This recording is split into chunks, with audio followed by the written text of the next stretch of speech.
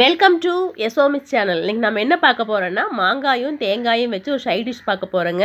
இது இட்லி, தோசை, சப்பாத்தி, சாதம் எல்லாத்துக்கும் சூப்பராக இருக்கும். இது செய்யறதுக்காக 1 கப் அளவுக்கு நான் மாங்காய் எடுத்திருக்கேன். இந்த மாங்காய் கொஞ்சம் புளிப்பு இல்லாமல் இருக்குதுங்க.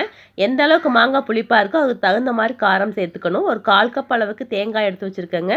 வாங்க இது எப்படி செய்கிறதுன்னு பார்க்கலாம். ஒரு மிக்சி ஜாரில் கட் பண்ணி வச்ச தேங்காயும் மாங்காயும் சேர்த்து அதுக்கு தேவையான அளவு உப்பு போட்டு நம்ம தண்ணி விடாமல் கொரகொரப்பாக அரைச்சி எடுத்துக்கலாங்க. பாருங்கள், இந்த மாதிரி கொஞ்சம் கொரகொரப்பாக இருக்கணும், அப்போ தான் நல்லாயிருக்கும். இப்போ இது இப்படியே இருக்கட்டும்.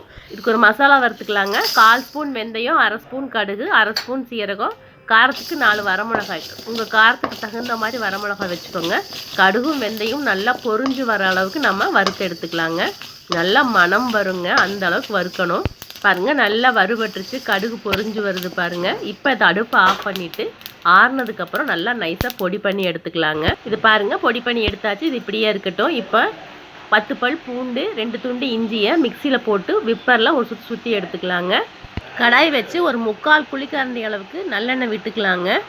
எண்ணெய் காஞ்சதையும் 1/2 ஸ்பூன் கடுகு பொரிஞ்சதையும் நாம் மிக்சியில் சுற்றி வச்சோம் இல்லைங்களா, இஞ்சியும் பூண்டும், அது 2 ஆறுக்கு கருவேப்பிலை. பூண்டு வந்து நல்லா மணம் வரணுங்க. அந்த அளவுக்கு எண்ணெயில் ஒரு 2 நிமிஷம் வதக்கிக்கலாம். பாருங்கள், நல்லா மணம் வருது.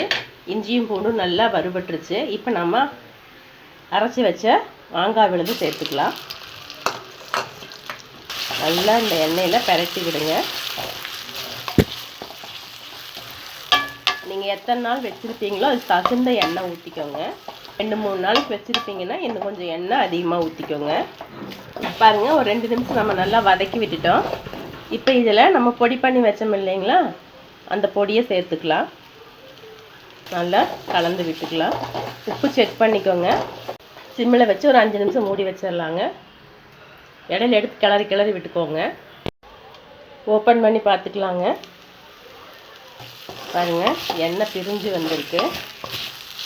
இந்த ஸ்டேஜில் உங்களோட மாங்காயோட புளிப்பு சுவைக்கு தகுந்த மாதிரி நாட்டு சர்க்கரை சேர்த்துக்கோங்க. நான் ஒரு 1/2 ஸ்பூன் அளவுக்கு நாட்டு சர்க்கரை சேர்த்துறேன். நல்லா கலந்து கொடுத்துடலாம். அவ்வளோதாங்க, எண்ணெய் நல்லா பிரிஞ்சு வந்துடுச்சு பாருங்கள். சூப்பராக ரெடி ஆகிடுச்சு. இது ரைஸோட பிசைஞ்சு சாப்பிட்டு பாருங்கள், செம்ம சூப்பராக இருக்கும். இப்போ நம்ம இதை ஒரு பவுலுக்கு மாற்றிக்கலாம். அடுப்பு ஆஃப் பண்ணிடலாங்க. பாருங்கள், பார்க்கும்போதே சாப்பிட்ணும் போல் தோணுது. ரொம்ப டேஸ்ட்டாக இருக்குங்க. நீங்கள் செஞ்சு பாருங்கள், கண்டிப்பாக உங்களுக்கு பிடிக்கும். உங்களுக்கு பிடிச்சிருந்தா எங்கள் சேனலை லைக் பண்ணுங்கள், ஷேர் பண்ணுங்கள், சப்ஸ்கிரைப் பண்ணுங்கள். நன்றி, வணக்கம்.